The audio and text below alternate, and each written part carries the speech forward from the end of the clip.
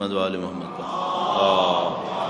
صلی علی محمد وآل محمد وعجل اہل بیت اطہار علیہ السلام کی عظمت پر ایک بار پھر درود بھیجے گا. محمد وآل محمد صلی علی محمد وآل محمد وعجل. اعوذ باللہ من الشیطان الرجیم. بسم اللہ الرحمن الرحیم. الحمد للہ رب العالمین والصلاة والسلام علی سید الانبیاء والمرسلین حبیب الہ العالمین ابی القاسم محمد. اللہم صلی علی محمد آل محمد وعجل فرجهم وعلی آلہ الطیبین الطاہرین سیما بقیۃ اللہ فی الارضین. قال اللہ تعالی فی کتابہ الکریم. بسم اللہ الرحمن الرحیم. وَنُرِيدُ أَن نَّمُنَّ عَلَى الَّذِينَ اسْتُضْعِفُوا فِي الْأَرْضِ وَنَجْعَلَهُمْ أَئِمَّةً وَنَجْعَلَهُمُ الْوَارِثِينَ. ایک بار پھر درود بھیجے گا. محمد وآل محمد صلی علی محمد وآل محمد وعجل. پروردگار عالم کا انتہائی احسان ہے، انتہائی شکر ہے کہ اس نے ہمیں توفیق نصیب فرمائی. دین کے نام پر جمع ہوں، دین کے نام پر سوچنے سمجھنے کی کوشش کریں، اپنے زمانے کے حالات کو پہچاننے کی کوشش کریں، اس دعا کے ساتھ کہ انشاءاللہ خدا متعال ہمیں اپنے زمانے کی معرفت نصیب فرمائے اور اس زمانے کی معرفت کے ساتھ ہمیں اپنی ذمہ داریوں کو انجام دینے کی سعادت نصیب فرمائے انشاءاللہ. وقت کے امام کے ظہور کی تعجیل کے لیے درود بھیجیں. محمد وآل محمد صلی علی محمد وآل محمد وعجل فرجهم. حسب معمول ہم چند واقعات کا انتخاب کرتے ہیں اور چند واقعات کا انتخاب کرتے ہوئے ان کے اوپر کچھ کمنٹس اپنے دیا کرتے ہیں. ویسے تو کافی وقت گزر چکا ہے، پچھلے زاویے سے اب تک کئی مہینے کہہ سکتے ہیں، پورے محرم الحرام اور ماہ سفر اور ربیع الاول کے چند یہ ایام، لیکن ہم نزدیک ترین واقعات کو زیادہ ٹچ کرنے کی کوشش کرتے ہیں. ظاہر لمیٹڈ ٹائم ہوتا ہے اور اسی کے اندر ہم چاہتے ہیں کہ ایک آدھ کو ہم لے لیں اور اس کے اوپر اپنے کمنٹس دے سکیں. جو ہدف اور مقصد ہوتا ہے وہ آپ کے سامنے بہت واضح ہے. ہدف اور مقصد یہ نہیں ہے کہ ہم ایک اوپینین اہل بیت اطہار علیہ السلام کے ماننے والوں کی طرف سے دینے کی کوشش کریں. ایک آدمی کی کیپیسٹی میں یہ نہیں ہونا چاہیے کہ وہ ایک آئیڈیالوجی کی طرف سے یا کسی ایک گروہ کی طرف سے یا ایک کسی نظریے کی طرف سے کوئی رائے دے. ہماری کوشش یہ ہوتی ہے کہ آپ کے سامنے انالیسس کرنے کا ایک طریقہ آ جائے اور اس طریقے کو دیکھتے ہوئے آپ اپنے ذہن سے خود تجزیہ و تحلیل کر سکیں، خود انالیسس کر سکیں. تو ایک وہ روٹین میں خبر ہے جو میڈیا کے ذریعے آپ تک پہنچ رہی ہے، ایک آلٹرنیٹ اوپینین آپ کے سامنے آ جائے، اس کو اور اس آلٹرنیٹ اوپینین کو، اس کے آرگومنٹس کو، ان کو ملاتے ہوئے آپ اپنے اندر خود صلاحیت بنانے کے قابل ہوں کہ آپ کس طریقے سے اپنا تجزیہ و تحلیل کریں اور اپنے بارے میں، اپنے واقعات کے بارے میں ایک خاص رائے کو حاصل کر سکیں انشاءاللہ. یہ ہمارا ہدف ہوتا ہے. چند واقعات جو اس وقت انتہائی اہمیت کے حامل ہیں، ان میں ایک واقعہ جو فرانس کے اندر پیش آیا اور اس کے نتیجے میں اللہ کے رسول کے نام کی ایک بار پھر بے احترامی کرنے کی کوشش کی گئی، قابل مسمت ظاہر ہے، اور یہ انتہائی خطرناک طریقہ کار جو اختیار کیا گیا، اس کے اوپر ہم کچھ کمنٹس کریں گے انشاءاللہ. اسی طریقے سے مسلسل جو پاکستان کے اندر اہل بیت اطہار علیہ السلام کے چاہنے والوں کے خلاف واقعات پیش آ رہے ہیں اور چندہ کوئی خاص کمی اس کے اندر ہوتی نظر نہیں آ رہی ہے، اس کے اوپر بھی ہم نے کچھ کمنٹس کرنے. اور ایران اور امریکہ کے مذاکرات ہیں کہ جو ایٹمی مسئلے کے اوپر چلے جا رہے ہیں اور ان کے اندر بھی کچھ ڈیولپمنٹس ہیں. وقت ملا تو ہم اس کے اوپر بھی کچھ کمنٹس کریں گے، یا آپ کے جب سوال جواب ہوں گے تو اس کے اندر. اسی طریقے سے امریکہ اور روس کا تنازع ہے، بہت کرٹیکل جگہوں کے اوپر ہے، تیل کی قیمت گرے چلی جا رہی ہے اور سب کا سب کسی ایک سینیریو کے اندر جا کر ملتا ہے، اس کو بھی ہم دیکھ سکتے ہیں. لیکن ظاہر ہے کہ ہم پاکستان میں رہنے والوں کے لیے جو سب سے زیادہ اہم سلسلہ اس وقت چل نکلا ہے وہ پشاور کے واقعے کے تناظر میں ہے کہ ظاہر ہے کہ افسوسناک ترین واقعات میں سے ایک واقعہ یہ واقعہ تھا جو ہمارے سامنے پیش آیا. 130 سے زیادہ بچے مارے جانا کسی بھی کانٹیکسٹ کے اندر ہوں، کسی بھی دلیل کے تحت ہوں، کسی بھی وجہ سے قرار پائے، انتہائی مذمت کے قابل ہے۔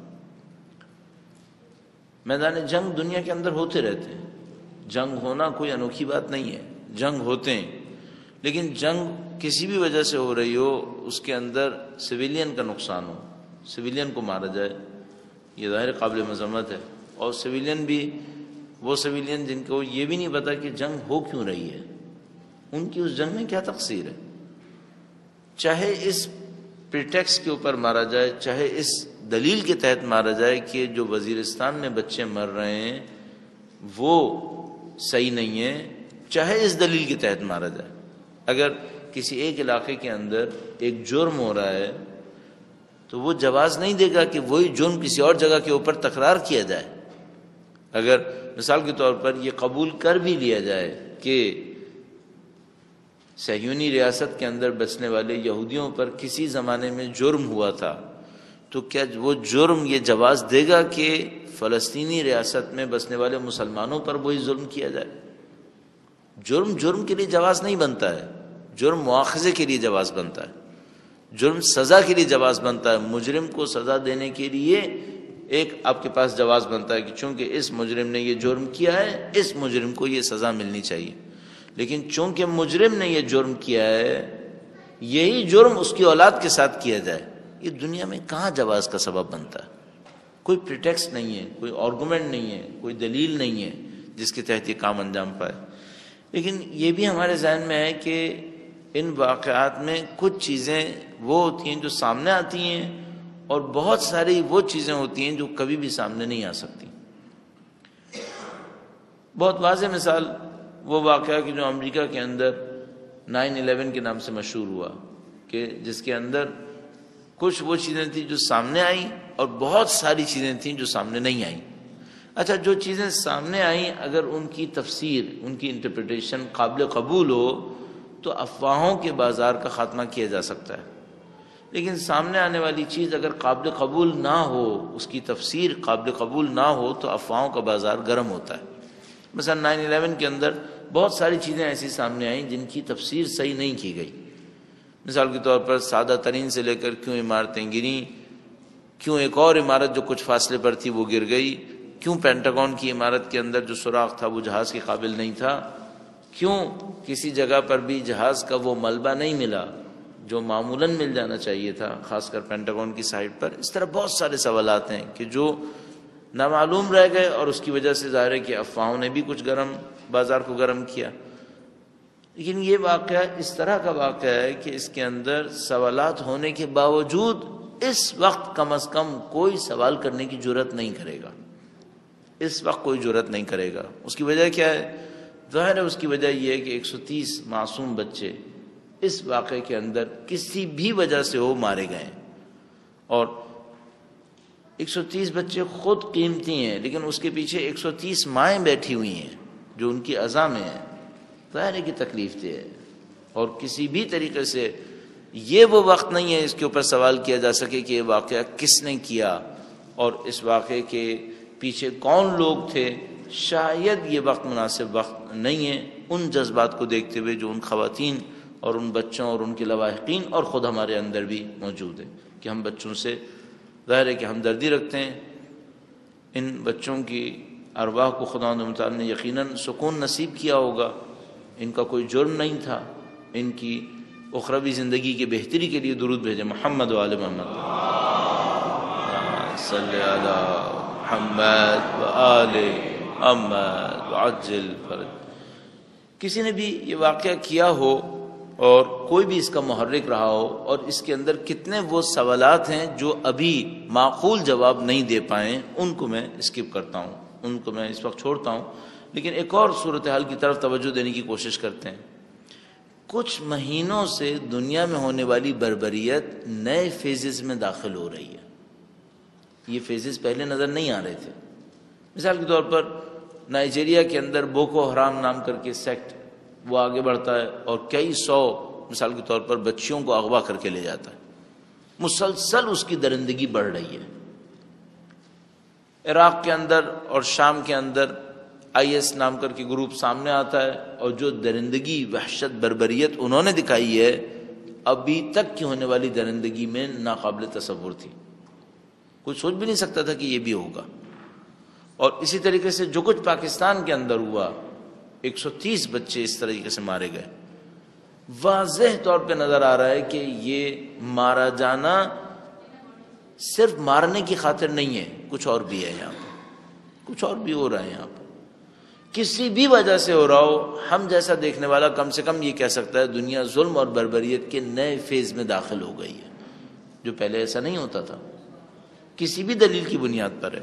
اب یقینی طور پر ہم کم سے کم اس کے پیچھے یہ امید رکھیں گے کہ شاید یہ وہ چیزیں ہیں جو ایک نشانی کے طور پر ہمارے سامنے واضح ہو رہی ہیں کہ دنیا ظلم اور ناانصافی کے ایسے مرحلے میں داخل ہوئی ہے جو پہلے داخل نہیں ہوئی ہے، اور جو کچھ ہو رہا ہے وہ انسانوں کو جگانے کے لیے کافی ہے۔ تو میں حتی نام بھی نہیں لینا چاہتا، لیکن اپنی ذمہ داریوں کو پہچاننے کا وقت ہے کہ انسان یہ سوچے کہ شاید کوئی تبدیلی نزدیک ہو ان تمام واقعات کے پیچھے۔ انشاءاللہ خدا ہمیں مثبت تبدیلی دیکھنے کے قابل بنائے اور اس تبدیلی کو ہمارے لیے نزدیک قرار دے انشاءاللہ تعالی۔ وقت کے امام کے ظہور کے لیے ایک بار پھر درود بھیجیں، محمد و آل محمد صلی علی محمد و آل محمد وعجل میں ان تمام احتیاط کے باوجود کچھ کمنٹ ضرور کرنا چاہوں گا، ایک سوال پوچھنا چاہوں گا۔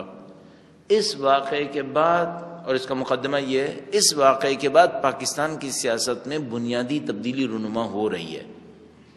مثال کے طور پر جن گروپس کو پہلے ہماری حکومت اجازت دے رہی تھی، اب حکومت ان گروپس کے اوپر سختی کرنا چاہتی ہے۔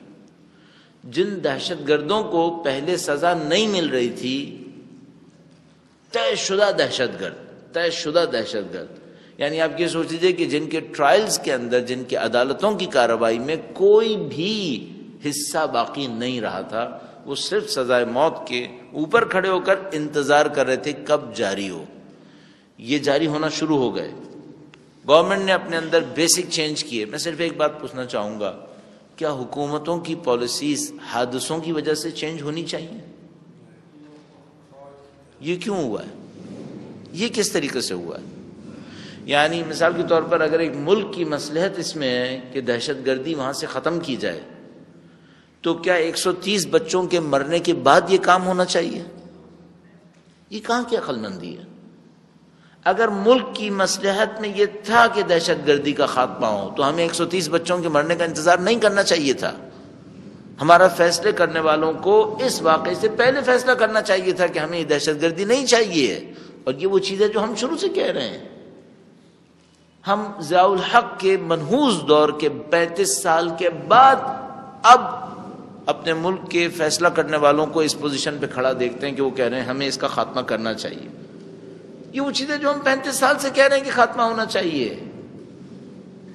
جن مظلوم بچوں کی جان لی گئی، ان بچوں کے خون بہنے کے بعد آپ کہہ رہے ہیں کہ ہونا چاہیے، یہ آپ نے پہلے کیوں نہیں کہا؟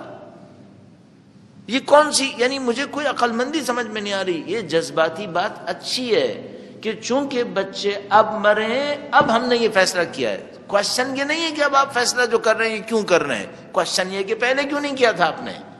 مثال کے طور پر کیا دہشت گردوں کی طاقت اس واقعے کی وجہ سے نظر آئی ہے؟ یہ پہلے بھی ہمیں پتا تھی، انٹیلیجنس کو نہیں پتا تھا کہ دہشت گردوں کی طاقت کتنی ہے، یہ پتا تھا۔ کیا دہشت گردوں کی بربریت اس واقعے نے ثابت کی ہے؟ نہیں، ان کی بربریت پہلے بھی ثابت تھی۔ جو کچھ پہلے انہوں نے اپنے دشمنوں کے ساتھ کیا تھا، ہاتھ پاؤں کاٹ کے لاشیں بھیجی تھیں، کیا یہ پہلے ثابت نہیں ہوا تھا؟ مثلا انہوں نے ایک ٹیچر کو آگ لگایا اس واقعے کے اندر، افسوسناک ترین۔ میں پھر پوچھوں گا، کیا پہلے بندوں کو آگ نہیں لگایا تھا؟ کیا وزیرستان میں الیکٹرک کے پولز کے اوپر لٹکی ہوئی لاشیں نہیں ملتی تھیں؟ کیا یہ سب ہوتا تھا؟ کیوں نظر انداز کر رہے تھے؟ کیوں اپنے ملک سے کھیل رہے تھے؟ اپنی مصلحتوں کی خاطر۔ اور جب اب اپنی مصلحتیں پوری ہوئیں تو ایک واقعے کا انتظار کر رہے تھے کہ پہلے کوئی وحشت اور بربریت پھیلے، پھر ہم تبدیل کریں گے اپنے آپ کو۔ کیوں یہ ایسا ہے؟ ایک ملک کو ایسا نہیں چلنا چاہیے۔ یعنی بالکل ایسا ہی ہے جیسے مثال کے طور پر اس کارخانے کے اندر آگ لگی، ٹیکسٹائل کے کارخانے کے اندر سینکڑوں مزدور جل گئے. اس کے بعد ہم اٹھے اور ہم نے کہا کہ اب سیکیورٹی میجرز کو امپلیمنٹ ہونا چاہیے. یہ کیا حماقت ہے؟ حادثوں کے بعد ہونا چاہیے، حادثوں سے پہلے کیوں نہیں ہونا چاہیے؟ عقل میں آنے والی بات پہلے سے کیوں نہیں ہونا چاہیے؟ اور ملک کی اسٹریٹجیز ان حادثوں سے نہیں بننی چاہیے. اب اس کے مقایسے میں دیکھیے گا، فرانس کے اندر ایک واقعہ ہوا، 2 دہشت گرد ایک جگہ داخل ہوئے. انہوں نے ایک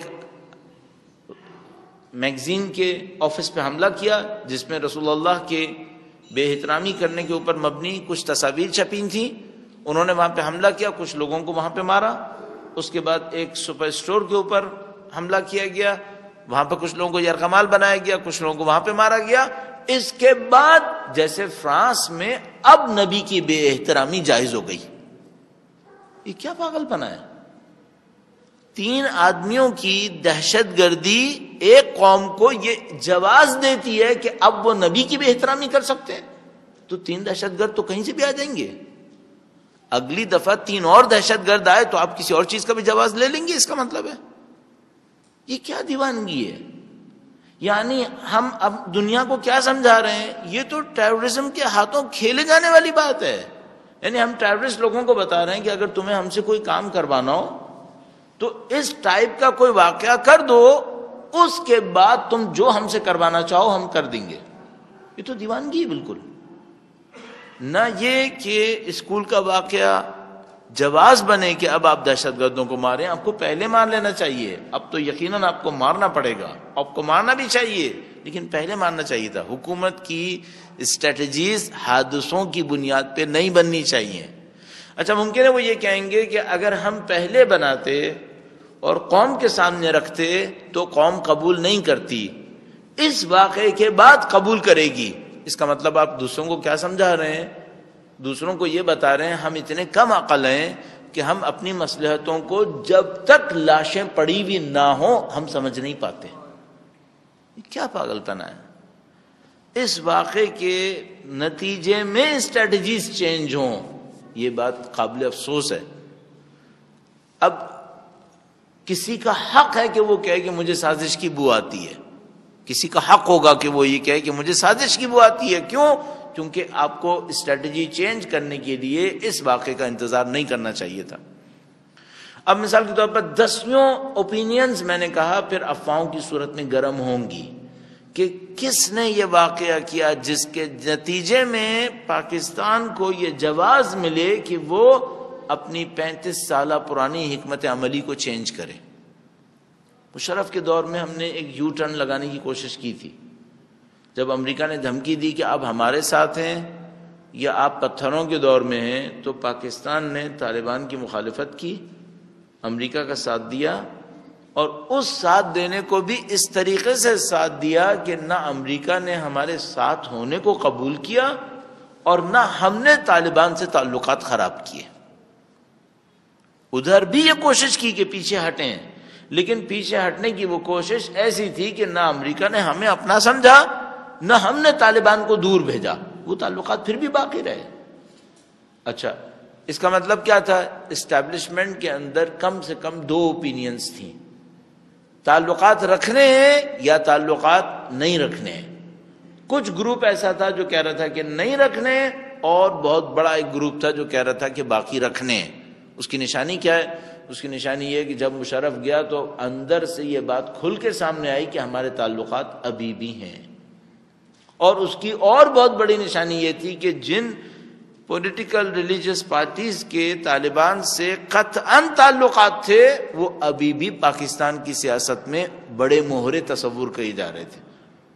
اگر مشرف کے زمانے میں یہ طے ہوا تھا کہ ہم نے اب تعلقات نہیں رکھنے اور ہماری پالیسی میں شفٹ آیا ہے، تو ان پاکستان کی پولیٹیکل ریلیجس پارٹیز کو کیوں نقصان نہیں پہنچا جن کے در حقیقت تعلق طالبان کے ساتھ بہت زیادہ تعلقات تھے. واضح طور پر فضل الرحمان ٹائپ کے لوگ اس کے اندر شامل ہیں.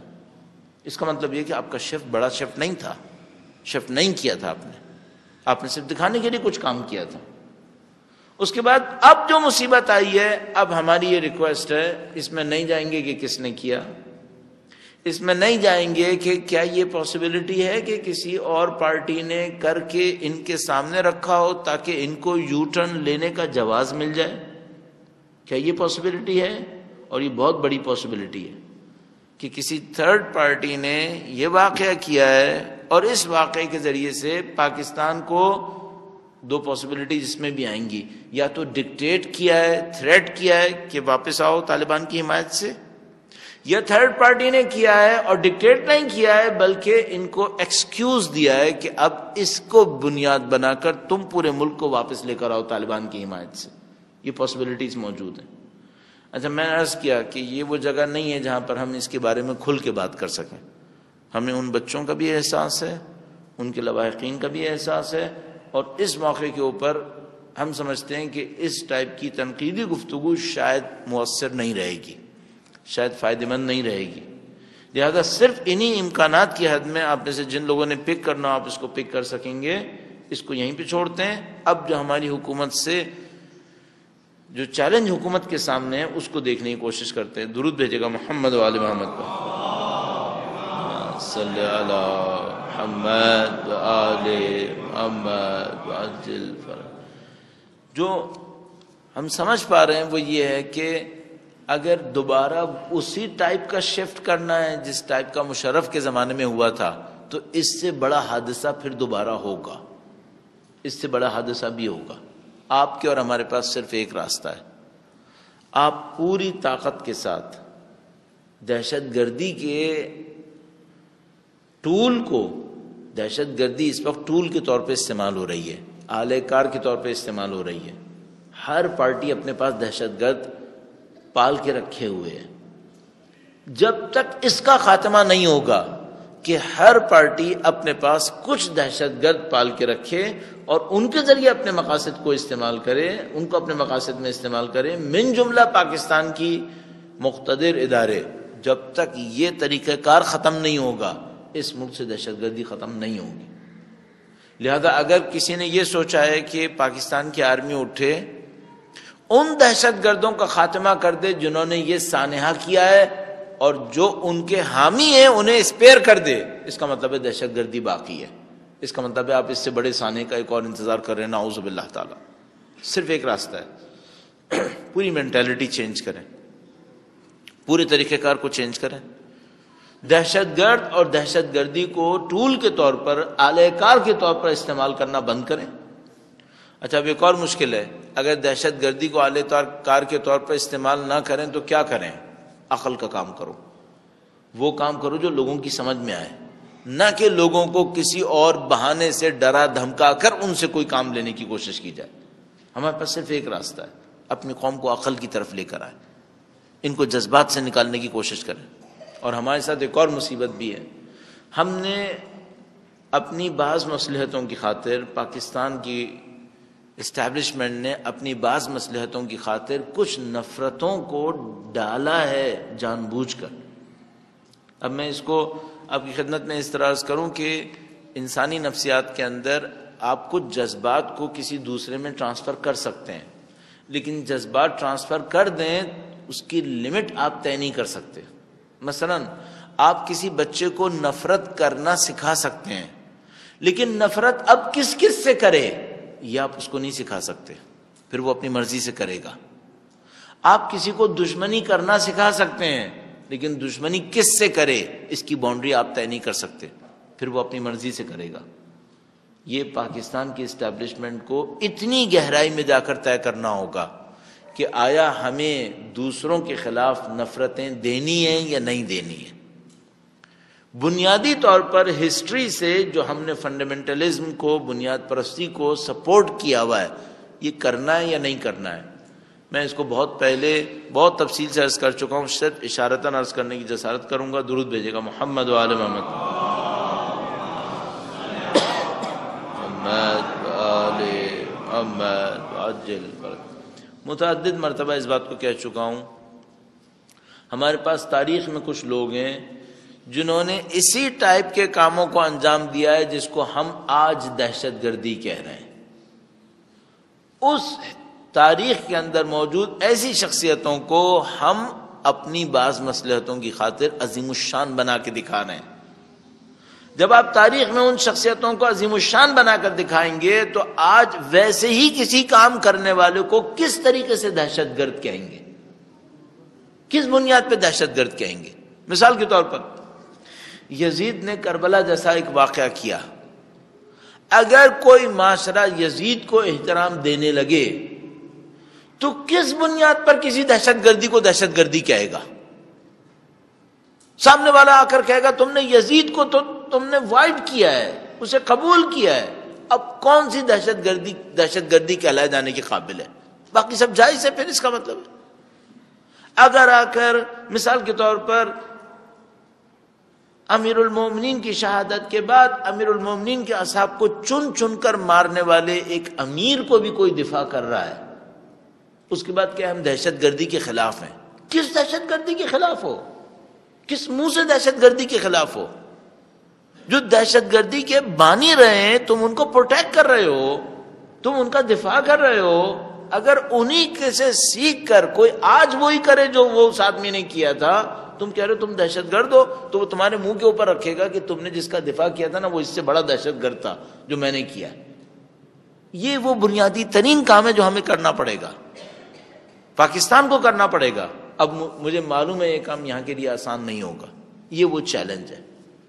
بس اگر مثال کے طور پر جیسے کل پرسوں ڈان کے اندر آرٹیکل چھپا، پاکستان کی ایک ایئر فورس کے کسی پائلٹ نے آرٹیکل لکھا، اس کو پڑھ کے میں بھی بہت متاثر ہوا، کہ جس میں اس نے اپنے جذبات لکھے کہ میں بچوں کو مرتا دیکھا، اور میں جب شاور اسکول میں گیا تو ماں نے مجھ سے یہ کہا، اور میں نے یہ طے کیا کہ میں تمام دہشت گردوں کو ختم کر دوں گا، میں بمباری کروں گا، میں یہ کروں گا۔ کیا اس سے مشکل حل ہو جائے گی؟ آپ سارے پاکستانی ایئر فورس کے فائٹر پلین بھیجو، جتنے دہشت گردوں کے اڈے سب کو تباہ کر دو، اس سے پاکستان میں دہشت گردی ختم ہو جائے گی؟ مینٹیلٹی کا کیا ہوگا؟ جہاں پر یہ دہشت گردی نظریہ پا رہی ہے اس کا کیا ہوگا؟ جو لوگ دہشت گردی کے نظریے کو سپورٹ کر رہے ہیں ان کا کیا ہوگا؟ وہ تعلیمی نظام جو دہشت گردی کے بانیوں کا دفاع کر رہی ہے اس کا کیا ہوگا؟ یہ مشکل ہے جو ہمارے سامنے ہے۔ اور میں متعدد دفعہ عرض کرتا ہوں، مثلا برصغیر کی تاریخ کے اندر آ کر آپ ایک طرف سے احمد سرہندی کو مجدد الف ثانی کا ٹائٹل دیتے ہو، دوسری طرف سے یہی وہ آدمی ہے جس نے واجب القتل ہونے کا فتوے دیے میں، یہی وہ آدمی ہے جو دوسرے مسلمانوں کو کافر کہتا تھا۔ اس کے بعد آپ آ کر کہو کہ ہم اپنے ملک سے دہشت گردی ختم کرنے والے ہیں۔ کیسے ختم ہوگی؟ جن کو آپ نے ہیرو بنایا ہوا ہے وہ دنیا کے سب سے بڑے دہشت گرد کہلائیں گے اگر وہ آج کے دور میں ہوتے تو۔ تو یہ وہ بنیادی طور پر تناقض ہے جو پاکستان کے اندر ہے۔ ایک واقعہ ہوا ہے، اس واقعے سے کچھ نتائج حاصل ہونے چاہیے، لیکن نتائج سرسری نہیں ہونے چاہیے، نتائج بنیادی ہونے چاہیے۔ ان بنیادی نتائج میں سے ایک نتیجہ یہ ہے کہ آپ کو دہشت گردی کا خاتمہ کرنا ہوگا، نہ صرف دہشت گردوں کی حد میں بلکہ دہشت گردی کے نظریے کی حد میں۔ ان نظریوں کا خاتمہ کرنا ہوگا۔ اس کے مقابلے میں کیا رہے گا؟ اس کے مقابلے میں تحمل رہے گا۔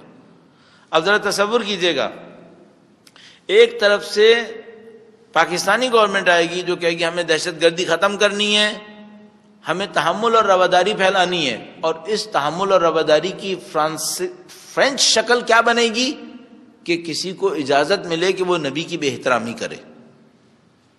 یہ کہاں سے نکلے گا؟ اتنا زیادہ نظریے کے اوپر کام کرنا پڑے گا کہ مثال کے طور پر دو دہشت گرد آئے، انہوں نے کچھ کاموں کو انجام دیا، فرانسی حکومت نے، فرینچ کم از کم ماحول نے اس بات کو تجویز کیا کہ اب اس کے نتیجے میں ہم نبی کے نام کی بے احترامی کریں، لہذا اس رسالے نے دوبارہ اپنی تصاویر جو لگائیں نبی کی بے احترامی پر مبنی، تو اس کی جو پہلے 50,000 نہیں بکتا تھا 50 لاکھ سے اوپر بکا۔ کیا مطلب؟ کیا میسج دینے کے لیے؟ اور کیا اس طرح سے مشکل ختم ہو جائے گی؟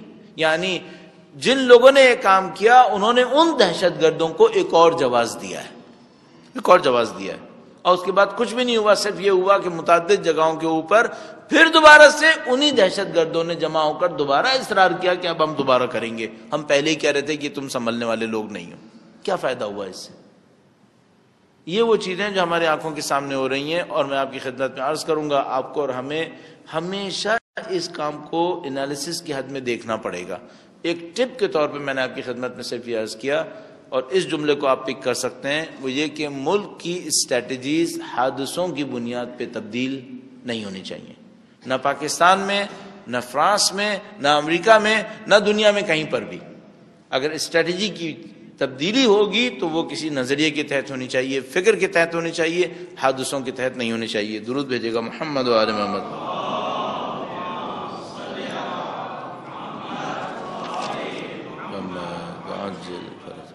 ایک تھیوری کی طرف میں اشارہ کرنا چاہ رہا تھا، اس سے پہلے بھی اور دوبارہ کسی اور طرف بات چلی گئی۔ طریقہ کار یہ ہوتا ہے، ایک قوم کسی روٹین کے اندر زندگی گزار رہی ہوتی ہے، اس کو اس روٹین سے نکالنا آسان نہیں ہوتا، تو اس روٹین سے نکالنے کے لیے پہلے ایک شوق دیا جاتا ہے۔ جیسے ہی قوم کو شوق دیا جاتا ہے، اس شوق کے نتیجے میں وہ ہر تبدیلی قبول کرنے کے لیے تیار ہو جاتے ہیں، ہر تبدیلی قبول کرنے کے لیے تیار ہو جاتے ہیں۔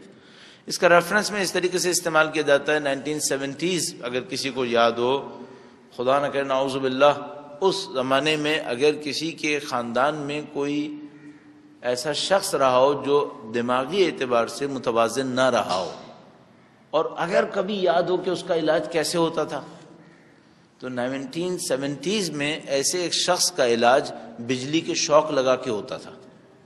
بجلی کے شاک لگائے جاتے تھے، electric shock, literally electric shock. اور وہ یہ ہوتا تھا کہ ایسا اگر کوئی ہوتا تھا جس کو بیماری دماغی توازن کی تھی، تو اس کو اس تجربے سے گزارا جاتا تھا، اور ان کی انٹرپریٹیشن یہ ہوتی تھی کہ الیکٹرک شاک لگنے کے نتیجے میں اس کا دماغ ایک سرٹن جگہ پر آئے گا، پھر وہاں سے اس کو ری رائٹ کیا جا سکے گا، اس کو دوبارہ سے لکھا جا سکے گا۔ یعنی ایک دفعہ شوق کے نتیجے میں 0 پہ لے آئیں گے، پھر دوبارہ سے اس کی زندگی کو، دماغی زندگی کو شروع کروا دیں گے۔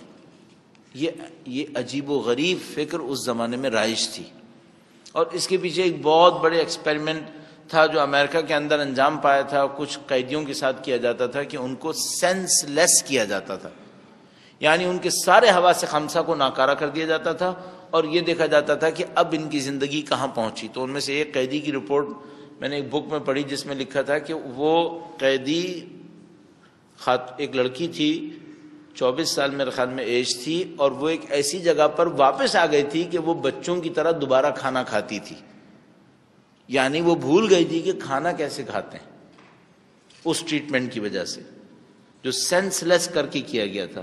اچھا، یہ شوق تھراپی مشہور ہو گئی کہ بھئی شوق لگاؤ تاکہ اس کو ری رائٹ کیا جا سکے۔ سوشیولوجی میں بھی اس کو امپلیمنٹ کیا جاتا ہے، پولیٹکس میں بھی کیا جاتا ہے۔ وہ کیسے؟ ایک قوم ایک پولیٹیکل آئیڈیا کو ایکسیپٹ کر کے چل رہی ہوتی ہے، حادثوں کے ذریعے سے شوق لگایا جاتا ہے تاکہ دوسرے کسی آئیڈیا کو ایکسیپٹ کرنے کے قابل ہو جائے، دوسرے کسی آئیڈیا کو ایکسیپٹ کرنے کے قابل ہو جائے۔ بدقسمتی سے پشاور کا واقعہ اور فرانس کا واقعہ دونوں شوق ٹریٹمنٹ، شوق تھراپی کی مثال بن رہی ہیں کہ ایک شوق دو تاکہ پرانے روٹین کو ختم کریں اور نئے نظریے اور فکر کو قبول کرنے کے قابل ہو جائیں جو پہلے قبول نہ کرتے۔ 9/11 بھی اس کی ایک اور مثال ہے۔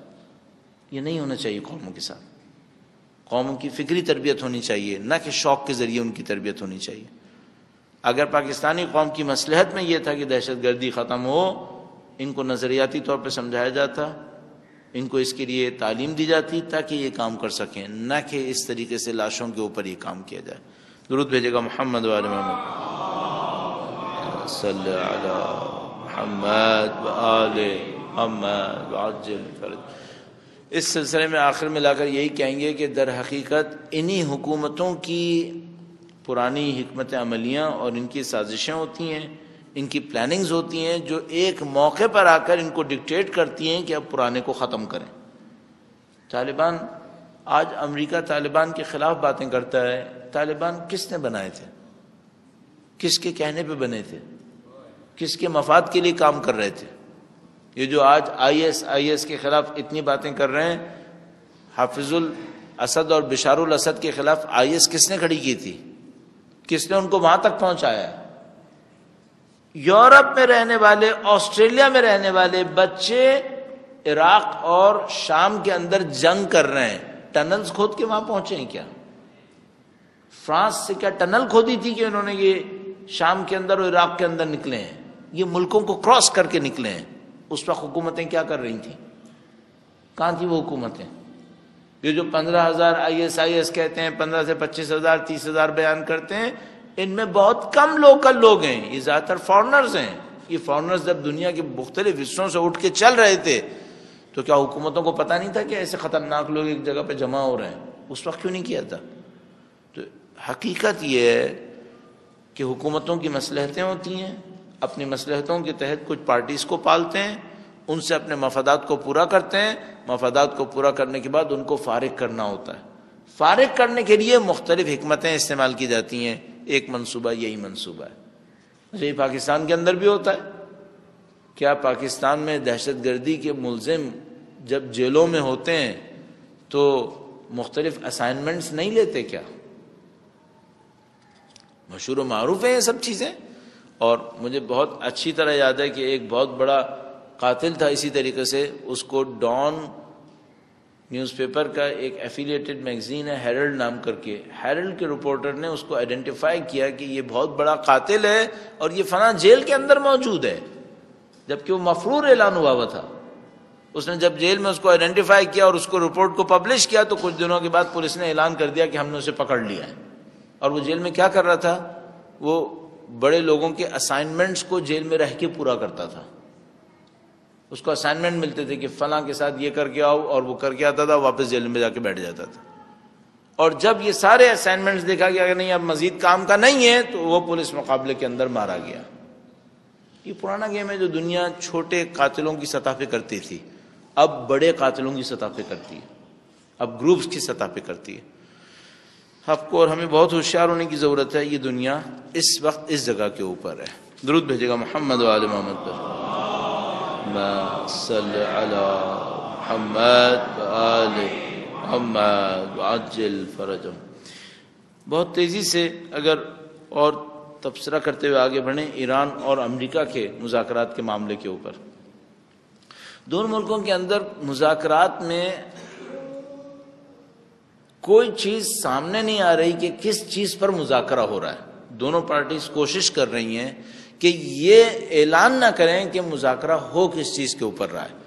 جنرلائزیشن کی جا رہی ہے، یہ کہا جا رہا ہے 80% چیزیں طے ہو گئی ہیں، 20% ایشوز رہ گئے ہیں جن کے اوپر مذاکرہ کیا جا رہا ہے. اسٹائل بھی تھوڑا سا عجیب ہے، اسٹائل بھی کوئی بہت زیادہ مناسب سا اسٹائل نہیں ہے. مثال کے طور پر امریکی اور ایرانی وزیر خارجہ ایک ہوٹل کے اندر ایک جگہ کے اوپر جا کر مذاکرہ کرتے ہیں اور کئی گھنٹے کے مذاکرے کے بعد یہ طے کرتے ہیں کہ اب باہر جا کر کچھ دیر ٹہلا جائے. دونوں ٹہلتے ہوئے باہر آتے ہیں اور ٹہلتے ہوئے باہر آنے کے بعد اپنے اپنے ہوٹلز پہ واپس چلے جاتے ہیں. اور اس کے بعد امریکی وزیر خارجہ ایک دفعہ پھر اپنے ہوٹل سے نکلتا ہے اور ایرانی وزیر خارجہ کے ہوٹل پہ آتا ہے اور پھر کچھ دیر کے لیے جو شاید گھنٹے سے زیادہ تھا پھر مذاکرات انجام پاتے ہیں. یہ طریقہ کار وہ نہیں ہے جو آج تک ہوتا تھا، یہ وہ نہیں ہے جو آج تک ہوتا تھا. اس کا مطلب یہ ہے کہ یہ کچھ چیزیں اندر ہی اندر طے کر رہے ہیں جو بظاہر اس وقت اعلان نہیں کرنا چاہ رہے. جہاں تک میرے ذہن میں رہبر معظم کی رائے اس کے اوپر یہ تھی کہ ان مذاکرات سے نتائج حاصل نہیں ہوں گے، جہاں تک مجھے سمجھ میں آتا ہے. اور اس کی وجہ کیا ہے کہ کیا ہم یہ فرض کر سکتے ہیں کہ ان مذاکرات کے نتیجے میں امریکہ اپنی ظالمانہ طبیعت کو چھوڑ دے گا؟ ظاہر ہے کہ ایسا نہیں ہوگا. اس کی طبیعت کے اندر جو ظلم ہے وہ ختم نہیں ہوگا. اس کا مطلب یہ ہے کہ یہ اپنے مذاکرات کے ذریعے سے ایران کو کسی ایک پوائنٹ پہ لانے کی کوشش کریں گے. اگر ایران اس پوائنٹ پہ آ جاتا ہے، جس کا امکان مجھے نہیں لگتا جب تک کہ رہبری یہاں پر موجود ہیں، اور الحمدللہ رب العالمین اس کی بصیرت اس سے زیادہ ہے کہ چند وزیر خارجہ ان کو دھوکہ دے سکیں، امریکہ اور UK اور فرانس جیسے لوگوں کے. تو جو سمجھ میں آتا ہے وہ یہ کہ شاید مذاکرات سے کچھ نصیب ہو، لیکن ہم یہ سوچیں کہ ایران امریکہ کے تعلقات صحیح ہو جائیں گے، امریکہ اپنی ظالمانہ طبیعت ختم کر دے گا اور سب معاملات جون کے مہینے میں ختم ہو جائیں گے. بظاہر یہ ناممکن سی بات ہے، یہ ہونا ناممکن ہے. کچھ چیزوں کے اوپر شاید ایگریمنٹ حاصل ہوگا. بہت ساری باتیں ہیں، میں اس کو یہیں پہ ختم کروں گا کہ آپ کے سوال اس میں مددگار ثابت ہوں گے. مثلا یمن کی صورتحال ہے، اگر آپ نے دیکھا ہو کل بھی اس کے حوالے سے کچھ خبریں آ رہی ہیں، اور اسی طریقے سے اور دوسرے علاقوں کے اندر مختلف چیزیں ہیں، لیکن میں اپنے آرائز کو مختصر کرنے کی خاطر یہیں پہ اختتام پذیر کروں گا، اور آپ کے جو سوالات ہوں گے ان کے ذریعے سے بات کو آگے بڑھانے کی کوشش کریں گے۔ درود بھیجے گا محمد و آل محمد، صلی علی محمد و آل محمد وعجل۔ ایک بار پھر درود بھیجے گا محمد و آل محمد۔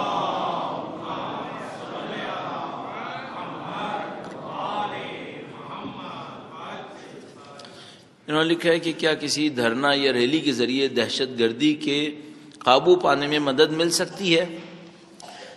ریلی یا دھرنا بے ذات ہی خود عمل نہیں ہے کہ جو دہشت گردی روکے، یہ ایک پریشر ٹول ہے، اس کے ذریعے سے پریشر کریٹ کیا جاتا ہے، اس کے ذریعے سے اویئرنیس کریٹ کی جاتی ہے۔ مثلا اگر آپ نے ریلی کی ہے، آپ ایک جگہ سے نکلے دوسری جگہ پہ گئے، وہاں پہ جا کے اپنے کام کو ختم کیا اور گھر واپس چلے گئے، تو آپ نے کیا کیا؟ آپ نے ایک پریشر کریٹ کیا، آپ نے لوگوں میں اویئرنیس لانے کی کوشش کی، آپ نے فیصلہ کرنے والوں کو یہ دکھانے کی کوشش کی کہ اس رائے کے حامی اتنی بڑی تعداد میں روڈ پر آنے کو تیار ہیں۔ زیادہ سے زیادہ یہ ہوا ہے۔ اچھا، دھرنے کے اندر کیا ہوتا ہے؟ دھرنے کے اندر آپ ایک جگہ پہ رکتے ہیں، اس جگہ پر رک کر کوئی پریشر کریٹ کرتے ہیں، پریشر کریٹ کرنے کے بعد رسپانسبل لوگ آپ کے سامنے آتے ہیں، وہ آپ سے کچھ وعدے کرتے ہیں، اور ان کا پہلا ہدف یہ ہوتا ہے کہ آپ اپنا دھرنا ختم کریں اور گھر جائیں۔ پھر وعدے پہ عمل کریں یا نہیں کریں، کافی حد تک وہ اس معاملے میں آزاد ہوتے ہیں، کافی حد تک وہ اس معاملے میں آزاد ہیں۔ اس کا مطلب ہے دھرنے اور ریلی کے ذریعے سے پریشر کریٹ کیا جا سکتا ہے، لیکن یہ سوچیں کہ اسٹریٹجی چینج کر دی جائے گی، اسٹریٹجی نہیں چینج کی جا سکتی، پریشر کریٹ کیا جا سکتا ہے۔ یوں سمجھتے ہیں کہ ہر دھرنے اور ہر ریلی کے پیچھے ایک میز ہوگی جس کے اوپر ڈائلاگ ہوگا، یہ جگہ ہے جیتنے کی، وہ جگہ ہے پریشر ڈالنے کی، وہاں آپ پریشر ڈالیں گے اور میز پر بیٹھ کر کوئی مذاکرات میں جیتے گا، یہ کام ہوگا۔ یہ کمبینیشن جب تک اچھا نہیں ہوا تو ہم ریلیاں اور دھرنے جیتتے رہیں گے اور مذاکرات کی میز پہ ہارتے رہیں گے۔ جنگوں کے ساتھ بھی یہی ہوتا ہے۔ 65 کی وار میں مشہور تھا، 65 کی جنگ میں مشہور تھا کہ پاکستان نے میدان جنگ میں جو جیتا وہ مذاکرے کی میز پر ہار گئے، یہ ہوتا ہے۔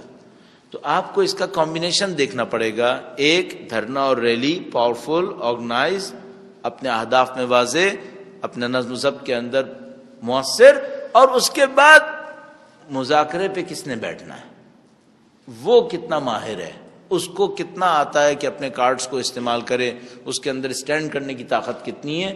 جب تک یہ سائڈ اسٹرانگ نہیں ہوگی، دھرنے اور ریلیز کم فائدہ دے پائیں گی۔ درود بھیجے گا محمد و آل محمد پر، صلی علی محمد محمد وعجل پر۔ لکھا ہے can we even conclude that Pakistan army is itself supporter of Taliban? میرے خیال میں آپ اس کنکلوژن میں دیر نہ لگائیے، یہ وہ خود بھی اعلان کر چکے ہیں۔ کیا انہوں نے نہیں کہا تھا کہ گڈ طالبان اور بیڈ طالبان ہیں؟ تو بیڈ طالبان وہ تھا جس کے ساتھ ہم اچھے نہیں ہیں، اور گڈ طالبان کون ہے؟ جس کے ساتھ ہم اچھے ہیں۔ اور ایک زمانے میں صرف گڈ طالبان تھا، کوئی بیڈ طالبان تھا ہی نہیں در حقیقت، اور وہ سارے گڈ طالبان وہ تھے جس کے ساتھ ہم اچھے تھے۔ کس نے طالبان بنائی تھی؟ ہم نے طالبان بنائی تھی، کسی کے کہنے پہ بنائی ہو، خود سے بنائی ہو، بنائی تو ہم ہی نہیں تھی۔ تو یہ سب باتیں ہمیں یاد نہیں، آپ کو یاد نہیں کہ ایک کانوائے پاکستان نے بھیجا تھا جس کا کام یہ تھا کہ وہ دکھائے کہ افغانستان میں اسٹیبلٹی آ گئی، اس کانوائے کو کسی نے اغوا کر لیا تھا، اور اس کانوائے کو چھڑوانے کے لیے پاکستان کے اس وقت کے وزیر داخلہ نصیر اللہ بابر صاحب نے ایک اور ٹیم بھیجی تھی جو بعد میں طالبان کی ابتدا بنی تھی۔ تو یہ ہم نے کیا تھا، تعلقات تھے، تعلقات رہے ہیں۔ امریکہ کا بھی اس پہ اعتراض رہا ہے، میں نے عرض کیا ہم ایسی جگہ پر رہے کہ نہ ہم اس کو خوش کر سکے نہ ہم اس سے خوش کر سکے، یہ ہماری حماقت تھی، جس کو ہم نے جھیلا اور اپنے ملک کے اندر لا کے کیا کھڑا کیا وہ ہماری آنکھوں کے سامنے آ گیا ہے۔ اور میں عرض کر رہا ہوں ابھی بھی بہت مشکل ہے کہ یہ دہشت گردی کو ختم کریں۔ مجھے ڈر یہ ہے کہ یہ دوبارہ دہشت گرد ختم کر کے وہ بھی اپنی مرضی سے، اپنے سلیکشن کی بیس پر پھر دوبارہ ہمارے سامنے خدا نہ کرے اس صورتحال کو چھوڑ دیں جس کے پھر 5-10 سال کے بعد ہمیں کوئی اور وحشتناک چیز دیکھنی پڑ جائے۔ کاش ایسا ہو کہ اس وقت دہشت گردی ختم کی جائے اس کی تمام تر روٹس کے ساتھ. لکھا ہے terrorists who have attacked French magazine might have done this due to their earlier act of publishment of cartoons. Those were wajib al-qatl, so can their act be defended? سب سے پہلا مسئلہ تو یہ ہے کہ اگر جنہوں نے توہین کی وہ واجب القتل تھے، کیا اس کا طریقہ کار یہ ہونا چاہیے کہ آپ ایک جگہ پر گھسیں، آپ لوگوں کو ایک کے بعد ایک قتل کرنا شروع کریں اور اس کے بعد یہ کہیں گے اس کے ذریعے سے میں نے اس کا بدلہ نپٹایا ہے؟ آیا طریقہ کار یہ ہونا چاہیے؟ یا طریقہ کار کچھ اور ہونا چاہیے، کسی اور کے ذریعے سے ہونا چاہیے؟ مثال کے طور پر مجھ سے کوئی پوچھے کیا طریقہ کار ہونا چاہیے، وہ جو سلمان رشدی کے اندر ہوا تھا، ایک مرجع تقلید واضح طور پر حکم دیتا ہے یہ شخص واجب القتل ہے، ختم ہو گیا معاملہ. ہاں اس وقت کوئی سلمان رشدی کو مارے، بالکل صحیح مارا. مجھے سمجھ میں نہیں آتا اگر مارنا تھا تو آج تک اس کو کسی نے کیوں نہیں مارا؟ وہ تو ڈکلیئرڈ واجب القتل ہے. اگر واجب القتل ہونے کی بنیاد پر ہی مارنا ہے تو جو ڈکلیئرڈ واجب القتل ہے اس کو کوئی کیوں نہیں مار رہا ہے؟ ادھر ادھر کے لوگ کیوں مار رہے ہیں یہاں پر؟ اور اس کے جواب میں اندر سے ہمیں یہ کہنا پڑے گا جو اپنے ہی مسلمان بھائیوں کو واجب القتل بنا کے مار رہا ہو، اس سے میں یہ توقع نہیں رکھوں گا کہ وہ صحیح واجب القتل کو مارے گا. وہ ہمیشہ یہی حرکتیں کرے گا اور ان حرکتوں کے ذریعے دشمن کو ایک اور جواز دے گا. البتہ دشمن جو جواز بنانا چاہ رہا ہے وہ خود غیر معقول ہے. میں نے عرض کیا یہ تو آپ ٹیررزم کے ہاتھوں میں کھیلنے کی دعوت دے رہے ہیں ہمیں. کل 2 ٹیررسٹ اور کھڑے ہوں گے اور پھر بالکل سادہ سی بات ہے، کیا بھروسہ کہ ان ٹیررسٹ کو خود کسی نے انہوں نے کیا یا ان کو کسی نے کھڑا کیا ہے؟ ہمیں کیا پتا. اور آپ کبھی بھی یہ نہیں سوچے گا کہ میں یہ کہہ رہا ہوں گا کہ ان 2 ٹیررسٹ کو کسی نے پیسہ دے کر بھیجا ہو کہ تم نے یہ کام کرنا ہے. نہیں، کوئی پیسے کی ضرورت نہیں ہے. صرف یہ کرنا ہوگا کہ 2 اس ٹائپ کے دماغ رکھنے والوں کو راستہ دکھانا ہوگا کہ تم یہ کر گزرو، وہ کر لیں گے. جس کو ہم لوگ کہتے ہیں فی سبیل اللہ بھی کریں گے. ہمیں دیکھنا پڑے گا کہ کمپلیکیشن کس ٹائپ کا ہے اور اس سے کس کا فائدہ ہوگا. درود بھیجے گا محمد و آل محمد.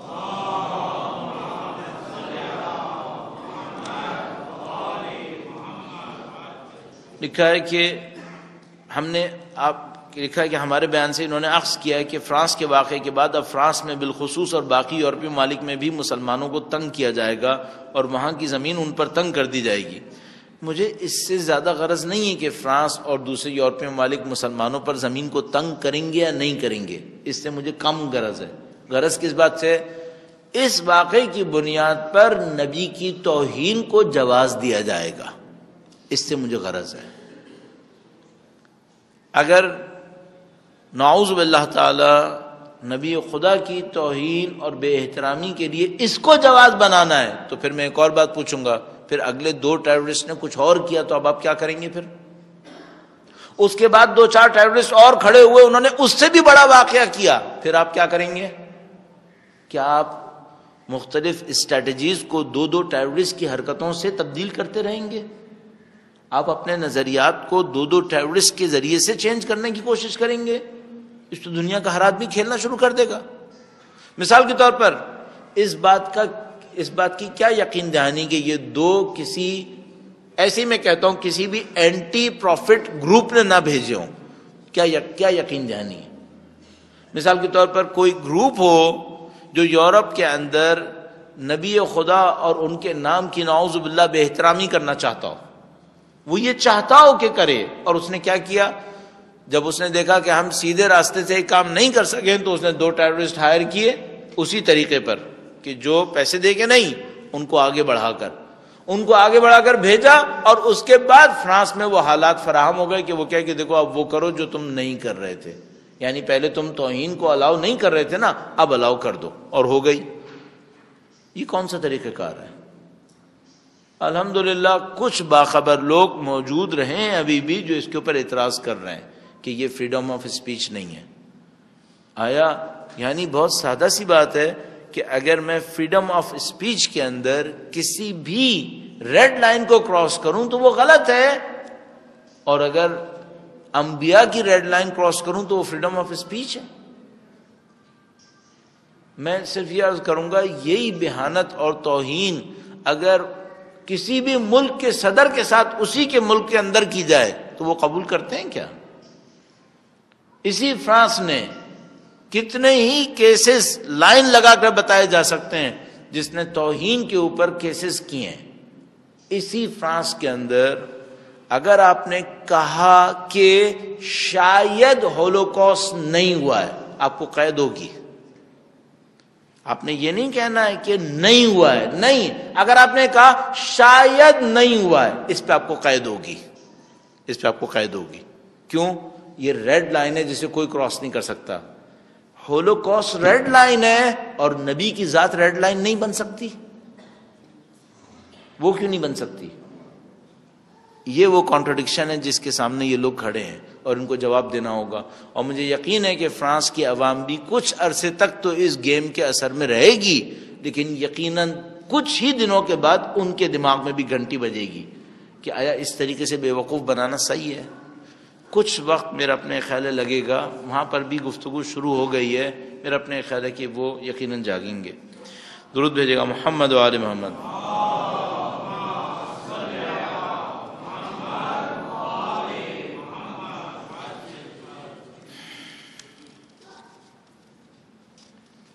انہوں نے کوشچن کیا ہے، میں کوشچن پڑھنے میں سمجھتا ہوں بہتری ہے. How do you see general Raheel's London visit in context of current country scenario?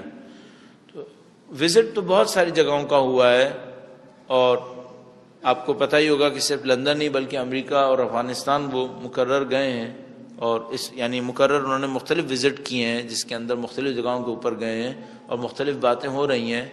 میرا اپنے خیال ہے میرے جیسے کے لیے یہ بات بہت زیادہ اہم نہیں ہے کہ وزٹ کہاں کہاں کی کیے ہیں.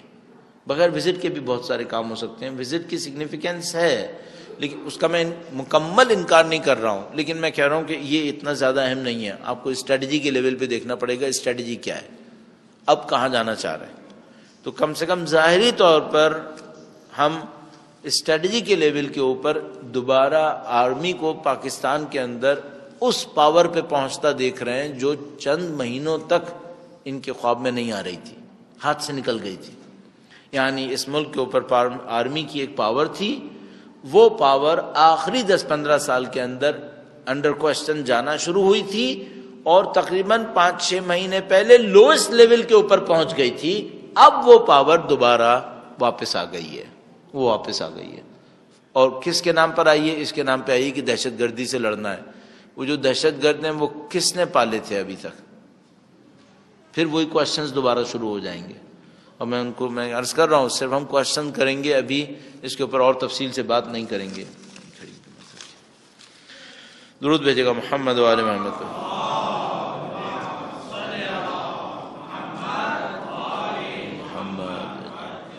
انہوں نے کوشچن کیا کہ پاکستان ملٹی بلین ڈالر پاک ایران گیس پائپ لائن کے بارے میں اپنی آبلیگیشن کو کیوں پورا نہیں کرتا؟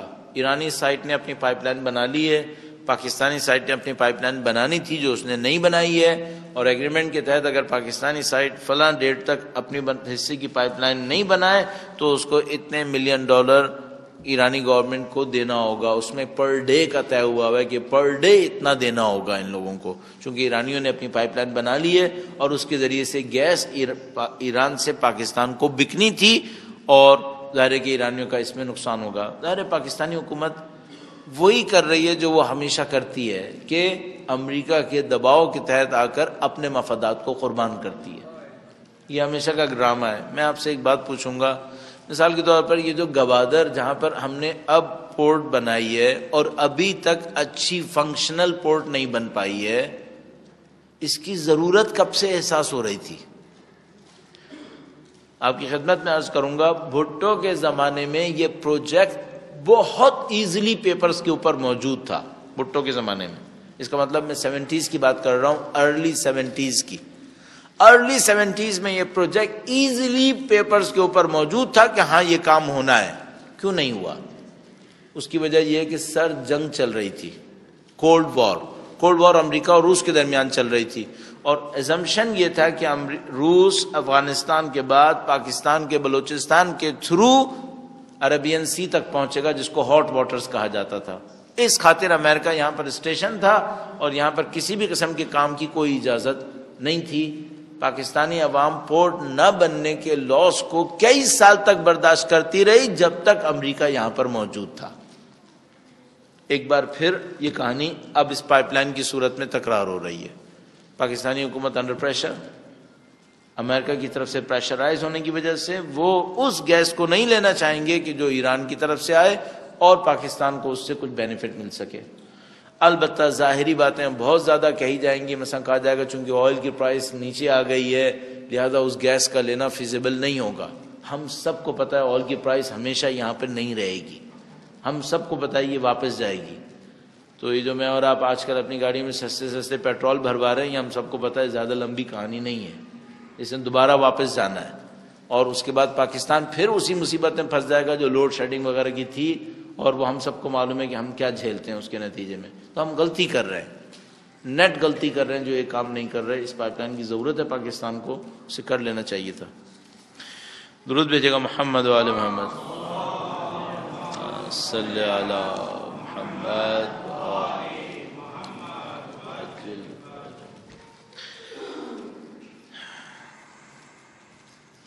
اچھا یہ آخر میں یہ آئے تھے، لکھا ہے ملٹری کورٹ پر جو موقف فضل الرحمان اور جماعت اسلامی کا ہے کیا دراصل وہی موقف نواز حکومت کا ہے؟ میرا اپنے خیال ہے چھوٹی باتوں کے اوپر اپنا وقت ضائع نہیں کیجیے گا، یہ کسی بھی ٹائم پر اپنا موقف چینج کر لیں گے۔ ان کی نیچر کے اوپر دیکھیے گا، ان کی حقیقت کے اوپر دیکھیے گا، چاہے ان کا موقف ملٹری کورٹ کی حمایت ہو چاہے اس کی مخالفت ہو، ان کی نیچر کیا ہے؟ ان کی نیچر یہ کہ دہشت گردوں کے حامی رہے ہیں، انہوں نے دہشت گردوں کو پروان چڑھایا ہے، انہوں نے دہشت گردوں کو تربیت دی ہے۔ اب یہ کسی موقع پر اپنی مصلحت کی خاطر آگے پیچھے ہو سکتے ہیں، اپنی نیچر کو ڈینائی نہیں کر سکتے، یہ ان کی نیچر ہے۔ مثال کے طور پر جتنے بھی دہشت گرد ہیں ان سب سے پوچھا جائے، جتنا بھی پاکستان میں سب آن ریکارڈ موجود ہوگا، جن لوگوں کو ہینگ کر رہے ہیں ان کے بارے میں ساری انویسٹیگیشنز ہوئی ہوں گی، ان سے پوچھا جائے یہ کن سے متاثر ہو کر یہاں پر آئے، کہاں سے انہوں نے ٹریننگز لی، کن مدرسوں کے اندر رہے تھے، تو کیا دہشت گردوں کا پتہ نہیں چل پائے گا؟ دہشت گردوں کے مراکز کا پتہ نہیں چل پائے گا؟ یہ کام مشکل کام نہیں ہے، پوری دنیا جانتی ہے۔ یعنی مثلا اگر آپ بہاولپور چلے جائیں وہاں پر آپ کو ایک ایک بچہ بتائے گا اس مدرسے کے اندر ٹریننگ ہوتی ہے، یہ کیا اس کے لیے انٹیلیجنس دوڑانے کی ضرورت ہے کیا؟ تو یہ کوئی مشکل نہیں ہے کہ ان کا موقف کیا ہے اور ان کی اوپینین کیا ہے، ان کی نیچر کیا ہے، ان سب کو پتہ ہے۔ تو ان موقف سے کوئی بات حل نہیں ہو پائے گی۔ شام کے معاملے میں امریکی پالیسی میں نرمی کی وجہ کیا ہے؟ شام کی موجودہ صورتحال پر اس کے کیا اثرات ہو سکتے ہیں؟ شام میں جو ڈرامہ انہوں نے کیا تھا اس ڈرامے میں ان کو بالکل صاف ناکامی ہو گئی ہے۔ ان کے ڈرامے کا پہلا حصہ یہ تھا کہ اسد یہاں پر نہ ہو، بشار الاسد نہ ہو۔ جب بشار الاسد نہیں ہوگا تو مقاومت یعنی حزب اللہ اور حماس ان کے لیے سپلائی ختم ہو جائے گی، ان کے پاس لنک ختم ہو جائیں گے۔ جب اسد یہاں پہ نہیں ہوگا، لنک ختم ہو جائیں گے، تو حزب اللہ اور حماس کا خاتمہ آسان ہو جائے گا۔ جب حزب اللہ اور حماس کا خاتمہ ہو جائے گا تو پھر ایران پر حملہ کرنا آسان کام ہوگا۔ تو وہ پہلے چین کا پہلا حصہ تھا، اور اس کو سب جانتے تھے کہ اگر یہ یہاں پہ نہیں ہوگا تو اس کے بعد آگے کیا ہوگا۔ اس کے بعد صہیونیت آگے بڑھے گی، صہیونیت اپنے تمام مخالفین کو ختم کرے گی، اور صہیونیت مقاومت کے مرکز یعنی ایران پہ حملہ کرے گی اور اس کا بھی خاتمہ کرے گی۔ یہ سب کو معلوم تھا، لیکن بحمدللہ رب العالمین یہ نہیں ہوا، ان کی سازش ناکام ہو گئی۔ کیوں ناکام ہوئی؟ ایران اور حزب اللہ نے شام کے اندر کسی نے فوجی نقطہ نظر سے بھی یعنی حزب اللہ، اور کسی نے سیاسی نقطہ نظر سے یعنی ایران نے مدد دے کر بشار الاسد کی حکومت کو بچا لیا۔ اور اب جیسا کہ آپ نے یقیناً سنا ہوگا، مکرر سب لوگ کہہ رہے ہیں کہ اس وقت بشار الاسد کے جانے کا امکان نہیں ہے۔ ایک موقع تھا جب ہم سب کو یہ لگ رہا تھا کہ مہینوں کی بات ہے، مہینوں کی بات ہے، لیکن بحمدللہ رب العالمین وہ فیز ختم ہو گیا ہے۔ اب اس وقت جانے کا کوئی امکان نہیں ہے۔ اب اس کے بعد جو راستہ ہوگا وہ یہ کہ امریکہ اور یورپی اس کے حامی اپنی دخالت کو شام میں بند کریں، آئی ایس اور ان دہشت گردوں کے ٹولوں کو کنٹرول کریں، اور اس کو کنٹرول کرنے کے بعد شام میں جو بشار الاسد کے مخالفین ہیں ان کے اور بشار الاسد کے درمیان سیٹلمنٹ ہو۔ شام میں جو بشار الاسد کے مخالفین ہیں وہ بشار الاسد کے پریزیڈنٹ ہونے پر متفق ہیں، کہ یعنی ایگری کرتے ہیں کہ یہ ہو اور کام آگے بڑھے، لیکن امریکہ اس کو ایکسیپٹ نہیں کرتا ہے۔ اس خاطر شام میں خانہ جنگی جاری ہے۔ جب امریکہ اور یورپ وہاں سے نکلے گا تو اس سیٹلمنٹ کو کرنا شام کے اندر مشکل کام نہیں ہوگا۔ لکھا ہے operation Zarb Azb, how do you see army's latest, are they really willing to take this till the final destiny? اب ان کو ایک ریمارکیبل جگہ تک تو جانا پڑے گا۔ اب جو کچھ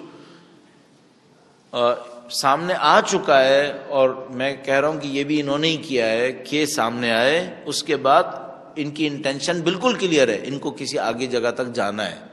کم سے کم جگہ یہ ہوگی کہ ان کو اپنے جو مخالفین طالبان ہیں ان کا خاتمہ کرنا پڑے گا، یہ کر لیں گے۔ کوشچن صرف یہ رہ جائے گا کہ صرف مخالفین کو ختم کریں گے یا اپنے جو حامی طالبان رہے ہیں ان کو بھی ختم کریں گے۔ پھر اس کے پیچھے ایک اور کوشچن رہے گا، صرف طالبان کو ختم کریں گے، سارے دہشت گردوں کو ماریں گے۔ پھر اس کے پیچھے ایک اور کوشچن رہے گا، سب دہشت گردوں کو ماریں گے یا دہشت گردی کو بھی ختم کریں گے۔ کوشچنز بہت ہیں، ابھی کوشچنز بہت ہیں، ابھی بہت لمبی داستان باقی ہے، ابھی سٹارٹنگ ہوئی ہے، ابھی لمبی داستان ہے۔ درود بھیجے گا محمد و آل محمد۔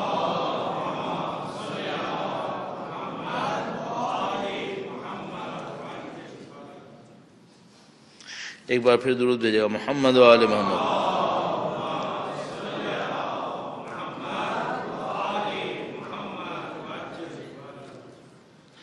انہوں نے چہلم کے موقع پر جو وہاں پہ کروڑوں افراد موجود تھے سید الشہداء کے روضے پر، اس کے حوالے سے کہا ہے کہ وہاں پر دنیا بھر کے مبلغین، بالخصوص جمہوریہ اسلامی کی شخصیات اور آیت اللہ سید علی خامنہ رہبر معظم کے قریبی افراد وہاں موجود تھے۔ اس حوالے سے سرزمین پاکستان پر رہنے والے ہزاروں مومنین کی کیا ذمہ داری ہے؟ ہزاروں نہیں ہیں ہم لوگ، دسیوں لاکھ ہیں، اور اس طرح ویزا فی کا ویو ہونا اور رہبر معظم کے قریبی افراد کا شرکت کیا معنی رکھتا ہے؟ معنی بہت واضح ہے۔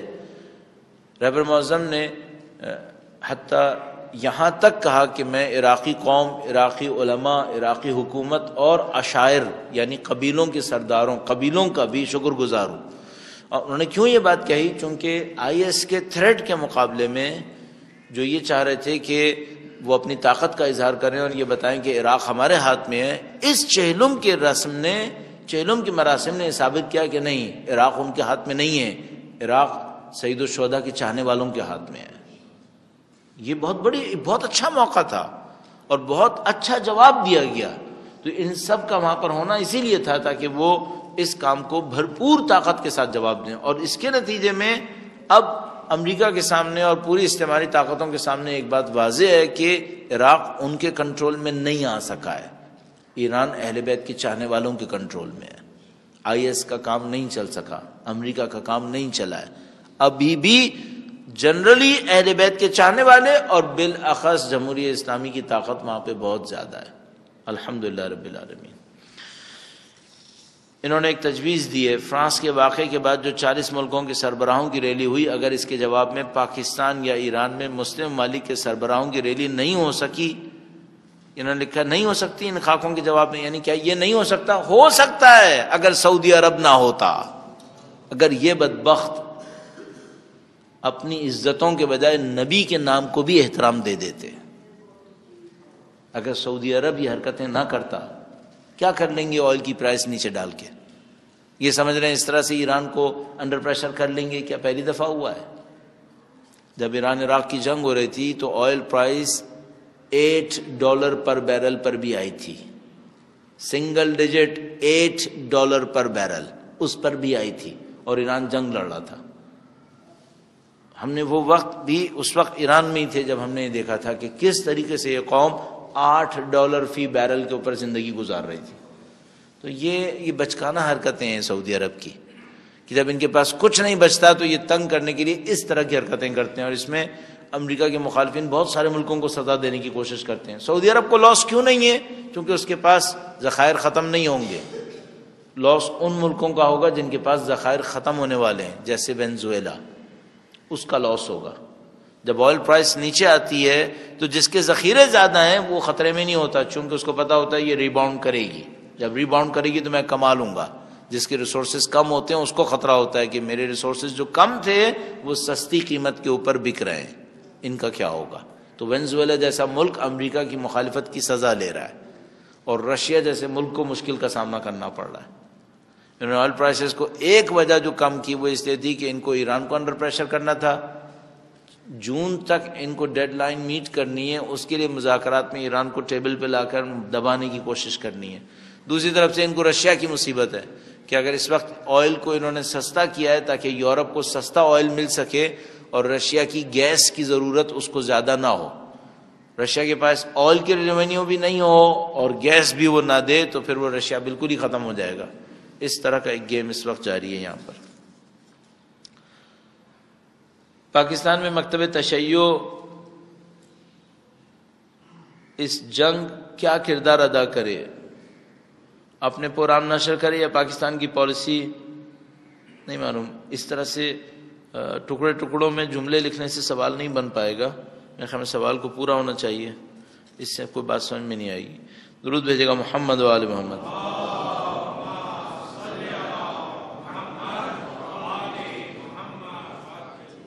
ایک اور تجویز دی ہے. اس قسم کی ڈسکشنز میں فائدہ یہ ہوتا ہے لوگوں کی تجاویز بھی سامنے آتی ہیں.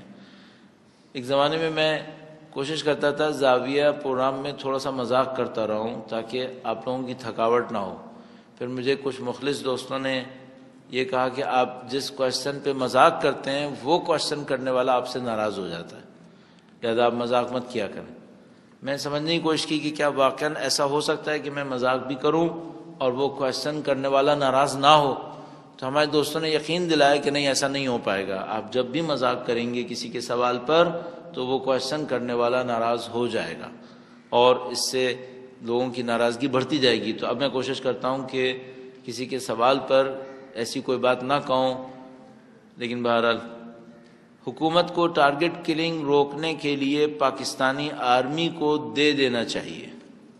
ٹھیک ہے، کب تک اور کیا کیا؟ KSC اگر نہیں چلے تو کس کو دے دینا چاہیے؟ آرمی کو. PIA نہیں چلے تو کیا کرنا چاہیے؟ تو پھر ملک بنا ہی کیوں تھا؟ ہم سب کو گیریسن میں جا کے رہنا چاہیے. ہم سب چلتے ہیں آرمی کے اندر ریکروٹمنٹ کر لیتے ہیں، اپنا وہاں پہ نام لکھوا لیتے ہیں. آرمی بنتی ہے ملک بچانے کے لیے، نہ کہ ملک بنتے ہیں آرمیوں کو دینے کے لیے. کیا ہو رہا ہے یہاں پر؟ ہم انسان ہیں جنہیں سویلین کہا جاتا ہے. کیا یہ بے عقل ہیں؟ پاکستان میں ایسا دکھایا جاتا ہے جیسے ساری عقل ایک ادارے کے پاس ہے، باقی سب گدھے ہیں. بدقسمتی سے بیوروکریسی یہ سمجھتی ہے جو بیوروکریسی کے باہر بیٹھے ہیں وہ گدھے ہیں. جو آرمی کے اندر ہوتا ہے وہ یہ سمجھ رہا ہوتا ہے جو آرمی کے باہر بیٹھے ہیں وہ گدھے ہیں، اور ہم لوگ جو یہاں بیٹھے ہوتے ہیں ہم سمجھتے ہیں ان دونوں میں گدھے ہیں. کہیں گدھے نہیں ہیں، سب انسان ہیں. یہ سب انسان ہیں، ان سب کے پاس طاقت اور توانائی ہے. کوئی اور ہے جو ان کو گدھا بنانے پہ تلا ہوا ہے، ان کو بیوقوف بنانے پہ تلا ہوا ہے، ان کے اعتماد کو ختم کرنے پہ تلا ہوا ہے. اور اس بیچ میں کچھ نفس پرست اپنے مفاد پرستی دکھا رہے ہیں. ہمیں ایک دوسرے پہ اعتماد کرنا ہوگا. پاکستانی آرمی کو سویلین پہ اعتماد کرنا ہوگا، سویلینز کو پاکستانی آرمی پہ اعتماد کرنا ہوگا. ایسا نہیں ہو سکتا پورا ملک ایک ادارہ چلائے، یہ ممکن نہیں ہے کسی بھی طریقے سے. اس ملک کے اندر مختلف سیگمنٹس ہیں، سب کو اپنے اپنے فنکشنز کو پوری طریقے سے انجام دینا پڑے گا، اور اگر وہ دینے کے قابل نہیں ہے تو ان کو قابل بنانا پڑے گا تاکہ وہ اپنے کام کو انجام دے سکیں. یہ کہ آپ بار بار ایک آدمی سے فنکشن لے کر دوسرے کو دیتے رہیں، سب طرف سے دیتے رہیں، اور آپ یہ سوچیں گے اپنے پاؤں پہ کھڑے ہوں گے، یہ کبھی بھی اپنے پاؤں پہ کھڑے نہیں ہو پائیں گے. اس طریقے سے ان کو اعتماد دینا پڑتا ہے. درود بھیجے گا محمد و آل محمد پر.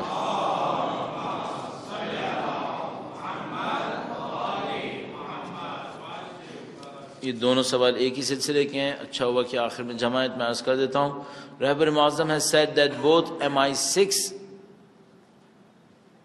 Shia and CIA Sunni both are not acceptable and both are British US paid agents. Can you explain please? دوسرے سوال میں ہے کہ شیرازی گروپ کون ہے, یہ کس طرح دین کو نقصان پہنچا رہا ہے, ان کا ہدف کیا ہے, ہو کیا رہا ہے, اور آپ سب کو اور مجھے بہت اچھے طریقے سے سمجھ میں آ رہا ہے. کچھ لوگ اہل بیت اطہار علیہ السلام کی محبت کے نام پر پوری دنیا کے اندر کچھ ایسے کاموں کو کر رہے ہیں جس کو دیکھ کر اہل سنت میں بھی بہت سارے ایسے گروپ بنے ہوئے ہیں. مثال کے طور پر لندن اس سب کا اس وقت سینٹر بنا ہوا ہے. کچھ چینل شروع ہوئے شیعت کے نام پر جنہوں نے کھلے عام لان تان شروع کی. کس کے نام پر؟ تبرہ کے نام پر. اب میں کیا ایک ایک پوائنٹ کو جواب دینے کی کوشش کروں تو بہت لمبی کہانی ہو جائے گی, لیکن صرف یہ پوچھوں گا کیا اہل بیت جو اخلاق کے بانی ہیں ہمیں گالیاں دینا سکھائیں گے؟ اہل بیت, اللہ کے نبی نے فرمایا بوئستو لأتمم مکارم الاخلاق, میں مبعوث ہوا ہوں تاکہ اخلاق کو اعلیٰ سطح پہ لے جاؤں. جو نبی اخلاق کو اعلیٰ ترین سطح پہ لے جانے والا ہو وہ گالیاں بکنا نعوذ باللہ تعالیٰ صد نعوذ باللہ سکھائے گا؟ نعوذ باللہ تعالیٰ. کیا اہل بیت اطہار علیہ السلام اپنی تعلیمات میں ہمیں نعوذ باللہ گالیاں بکنے کا حکم دیں گے؟ نہیں. تو پھر مجھ سے کوئی پوچھے گا پھر تبرہ کیا ہے؟ تبرہ کا مطلب یہ ہے کہ میرا اللہ کے دشمنوں سے کوئی تعلق نہیں ہے, اس میں کوئی گالی نہیں ہے, اس میں لعن طعن نہیں ہے. لعن طعن کس نے شروع کیا تھا؟ امیر شام نے شروع کیا تھا. سب و شتم جس کو ہم لوگ فارسی اور عربی میں کہتے ہیں, لعن طعن سب و شتم, یہ سب امیر شام نے شروع کیا تھا. اہل بیت اطہار علیہ السلام نے کبھی بھی گالیاں دینا نہیں سکھایا. لعنت کا مطلب کیا ہے جو زیارت عاشورہ کے اندر ہوا ہے؟ اللہم العن فلاں فلاں فلاں. اللہم العن کا مطلب ہوتا ہے خدایا اس کو اپنی رحمت سے دور کر دے. ختم. یہ ایک بد دعا ہے, نہ کہ گالی. اہل بیت کبھی بھی گالی دینا نہیں سکھائیں گے ہمیں. ہمارے پاس روایت موجود ہے, ایک آدمی اہل بیت اطہار علیہ السلام کے سامنے کسی انتہائی حقیر کو ظاہری طور پر, ایک غلام کو جس کا اسٹیٹس نہیں تھا, اپنی زبان سے گالی دیتا ہے. امام فرماتے ہیں آئندہ سے ہمارے ساتھ کھڑے بھی مت ہونا, کھڑے بھی نہیں ہونا. گالیاں دینا قبول نہیں کرتے تھے. یہ کیوں ہم سمجھ رہے ہیں اہل بیت ہمیں گالیاں دینا سکھائیں گے؟ کچھ چینلز شروع ہوئے برطانیہ میں اہل بیت اطہار علیہ السلام کے نام پر اور بظاہر تبرہ کے نام پر انہوں نے لٹرلی گالیاں دینا شروع کی. ایسی ایسی چیزیں میں نے کلپس میں دیکھی ہیں کہ میں نے بھی اپنا سر پیٹ لیا کہ یار یہ تشیع کے نام پہ کاش نہ کرتے. بظاہر تشیع کے نام پہ کیا ہے, اور اس کے اندر معممین بھی شامل. ظاہری طور پر بندہ خدا امامہ بھی لگایا ہوا ہے, ظاہری طور پر کسی مرجع تقلید کے دفتر سے بھی ہے. اب کیا دفاع کریں گے آپ؟ میں نہیں کہہ رہا کہ جو مخالف مکتب فکر میں ہمارے دشمن ہیں وہ ان گالیوں کی وجہ سے ہمارے دشمن بنے. نہیں, یہ دشمنی بغیر گالیوں کے بھی ہے. اگر گالیوں کی وجہ سے ہم سے دشمنی کی تھی اور اہل بیت سے دشمنی کی تھی تو کربلا کس نے بنائی تھی؟ کیا نعوذ باللہ تعالیٰ اہل بیت نے کسی کو برا کہا تھا جس کی وجہ سے کربلا بنی تھی؟ نہیں, اس کا کوئی تعلق نہیں ہے ان دو سے. بس ایک ان دشمنوں کی ہم سے دشمنی ہے جو بنیادی ترین دشمنی ہے, اس کا کوئی تعلق گالیوں سے نہیں ہے. وہ ہم سے دشمن پہلے بھی تھے, ابھی بھی دشمن رہیں گے, ہمیں اس دشمنی میں کوئی پرابلم نہیں ہے. ایک وہ دشمنی ہے جس کی بنیاد یہ گالیاں بن رہی ہیں, یہ آرٹیفیشل ہے, یہ لڑانے کے لیے ہے. اور یہ کس کے نام پہ کر رہے ہیں؟ یہ تبرہ کے نام پہ کر رہے ہیں جس کا مفہوم میں گالیاں ہے ہی نہیں, جو میں نے ابھی آپ کی خدمت میں عرض کیا. تبرہ کا مطلب بھی عرض کیا ہے, اور لعن کا مطلب. انہوں نے لندن سے چینل شروع کیے, لعن طعن کے نام پر, تبرہ کے نام پر گالیاں بکنا شروع کی. ان گالیوں کے نتیجے میں کچھ لوگوں نے لٹرلی ادھر سے گالیاں بکنا شروع کی. فائدہ کس کو ہوا ہوگا؟ اسلام کے دشمنوں کو. اور یقینی طور پر وہ پورے دنیا کے اندر اس بات کو دکھاتے ہوں گے یہ مسلمان ہیں جو ایک دوسرے کے مقدسات کو گالیاں بک رہے ہیں.